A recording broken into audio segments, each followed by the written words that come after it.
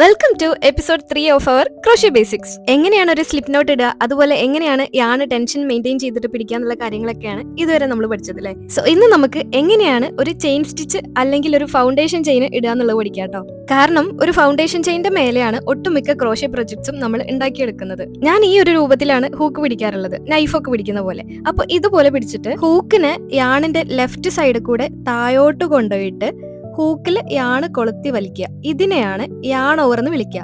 എന്നിട്ട് നമ്മുടെ സ്ലിപ്പ് നോട്ടിൽ കൂടെ ആ ഹൂക്കിനെ പാസ് ചെയ്യണം. അതിനെയാണ് പുൾ ത്രൂ എന്ന് വിളിക്കുക. ആദ്യമായിട്ടാ ചെയ്യണമെന്നുണ്ടെങ്കിൽ കുറച്ചൊരു ഡിഫിക്കൽട്ടി തോന്നും, പക്ഷെ കുറെ തവണ നമ്മൾ ചെയ്തു നോക്കുമ്പോൾ ഭയങ്കര ഈസി ആയിട്ട് തോന്നും കേട്ടോ. അപ്പൊ യാൺ ഓവർ ചെയ്യുക, പുൾ ത്രൂ ചെയ്യുക, ഇത്രയുള്ള പരിപാടി. ചിലപ്പോൾ നമ്മൾ ഇങ്ങനെ ചെയ്തുകൊണ്ടിരിക്കുന്ന സമയത്ത് ആ ഹൂക്ക് അതിൽ കൂടെ പാസ് ചെയ്യാൻ പറ്റാത്ത പോലെ നമുക്ക് ഫീൽ ചെയ്യും ഇതുപോലെ. അപ്പൊ എന്താ ചെയ്യേണ്ടതെന്ന് വെച്ചാൽ നമ്മുടെ ഇൻഡെക്സ് ഫിംഗർ കുറച്ചും കൂടെ നിവർത്തിയിട്ട് യാണ് ലൂസ് ആക്കി കൊടുക്കുക. അപ്പൊ ഇത്രയേ ഉള്ളൂ. ഇതുപോലെയൊക്കെ ഒന്ന് ട്രൈ ചെയ്ത് നോക്കുക. ആൻഡ് യൂസ്ഫുൾ ആയിട്ടുണ്ടെന്നുണ്ടെങ്കിൽ ലൈക്ക് ചെയ്യാനും ചാനൽ സപ്പോർട്ട് ചെയ്യാനും മറക്കല്ലേ കേട്ടോ.